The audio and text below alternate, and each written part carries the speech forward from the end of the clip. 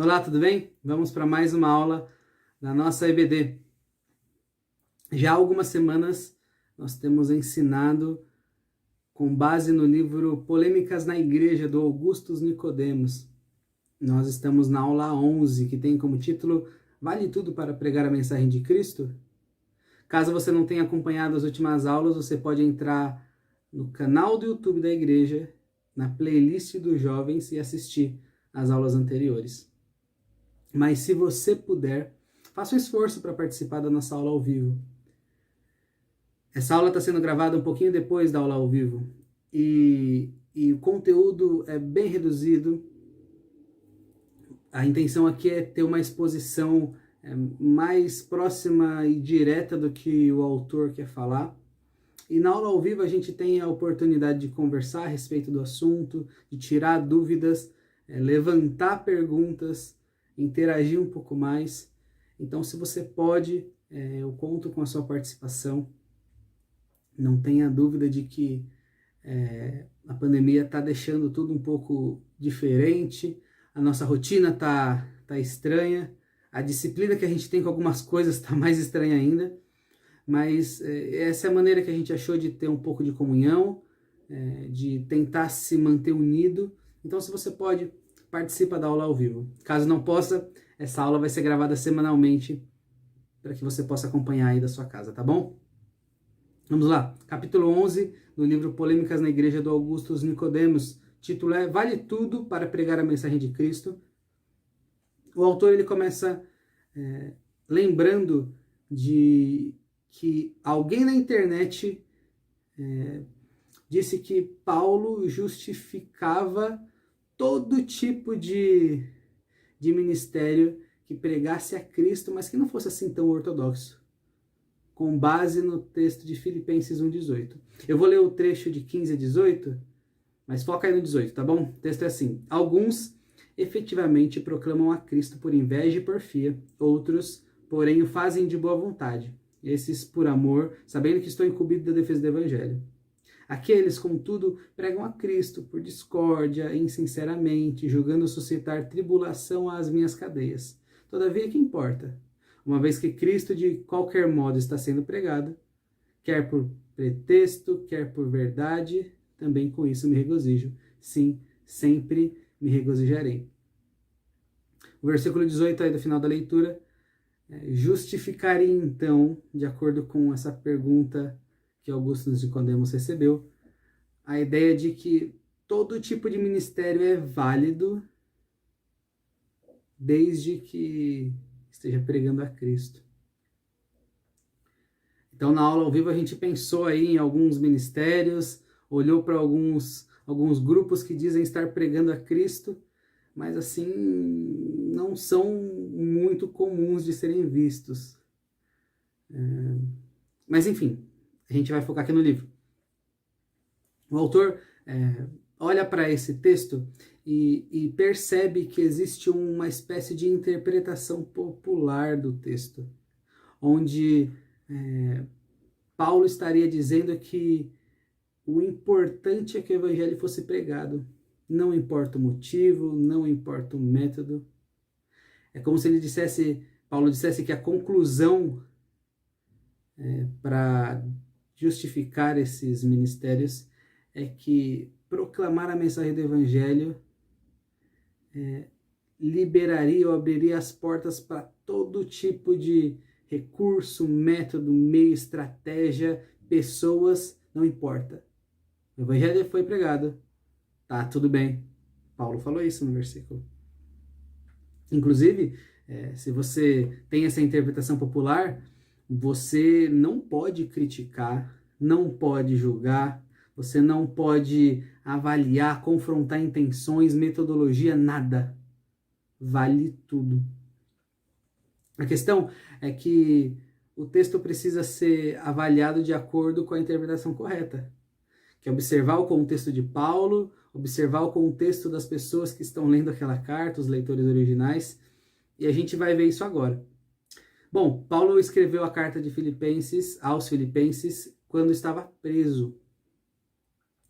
E ele levanta essa notícia porque tinham alguns judeus que estavam dizendo que Paulo era um rebelde, um perversor da ordem pública, que proclamava outro imperador além de César.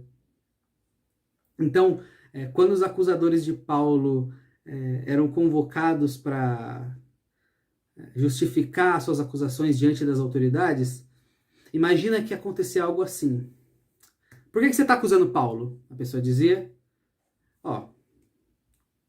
meritíssimo, esse Paulo, ele está espalhando por todo lugar que Jesus de Nazaré é filho de Deus, nasceu de virgem, morreu pelos nossos pecados, ressuscitou ao terceiro dia, ainda está sentado do lado de Deus, como que se tornando Senhor de tudo e de todos. É como se ele dissesse, quando ele fala isso, que por Jesus ser tão poderoso assim, ele pode perdoar e salvar todo mundo que acredita nele. E não precisa ser assim alguém que pratica a nossa lei, que pratica a lei de Roma. Isso é um ataque direto contra o imperador. Porque só César é o Senhor. Paulo é digno de morte. Então, quando os acusadores contavam o seu testemunho, dando o motivo do porquê Paulo deveria ser preso ou morto, é como se eles estivessem sendo um braço de Paulo na mensagem do Evangelho.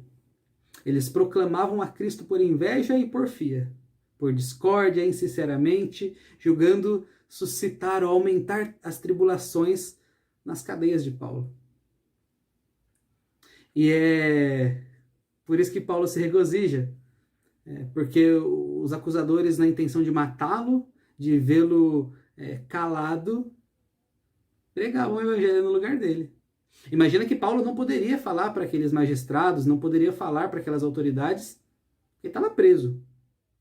Então, quando o acusador contava o testemunho de Paulo dessa maneira, talvez não tanto dessa maneira, né? Mas quando contava o testemunho de Paulo, ele pregava o evangelho para Paulo. Então, nesse sentido, tudo bem ele pregar o evangelho, sendo quem ele era, o motivo. Porque, na verdade, ele estava tentando acusar Paulo, mas ele acabava ajudando. Não era a intenção dele pregar o evangelho de verdade.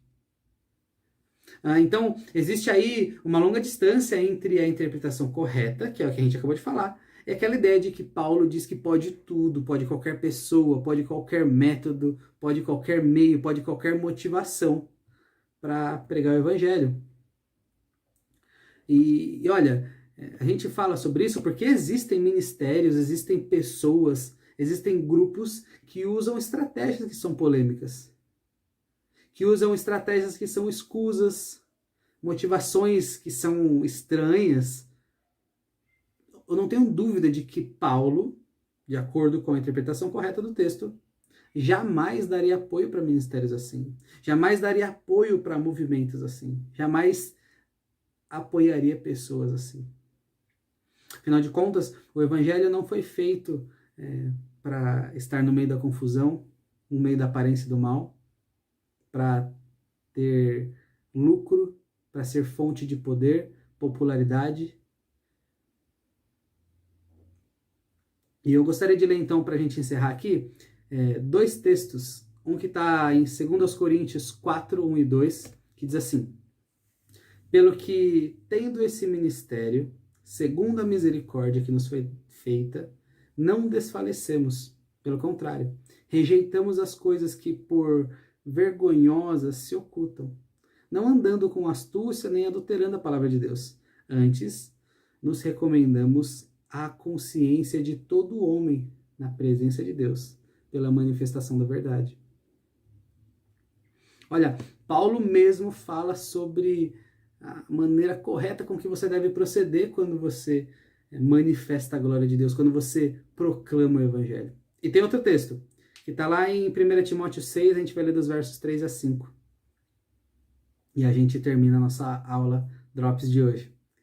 Se alguém ensina outra doutrina e não concorda com as sãs palavras do nosso Senhor Jesus Cristo e com o ensino segundo a piedade, é enfatuado, nada entende, mas têm mania por questões e contendas de palavras, de que nascem inveja, provocação, difamações, suspeitas malignas, altercações sem fim, por homens cuja mente é pervertida e privada da verdade, supondo que a piedade é fonte de lucro. Olha, então é Paulo que escreveu esses versículos. Foi Paulo que escreveu esses versículos. E seja honesto, ele parece deixar bem claro que não vale tudo para pregar o evangelho.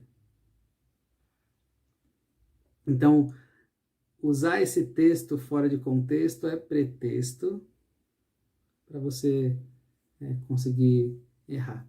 Não faça isso, essa não é a intenção do autor. E nesse capítulo a gente aprende então que não vale tudo para pregar o evangelho. Existem meios que são bons, motivações que são boas, pessoas adequadas, métodos adequados, e você pode usar a Bíblia então para descobrir quais são. E você não precisa abraçar qualquer coisa que te colocam só porque tem o selo gospel na frente. Seja cauteloso e aprenda a olhar para a Bíblia para aprender a proclamar a verdade da maneira correta. Um abraço e até a próxima aula.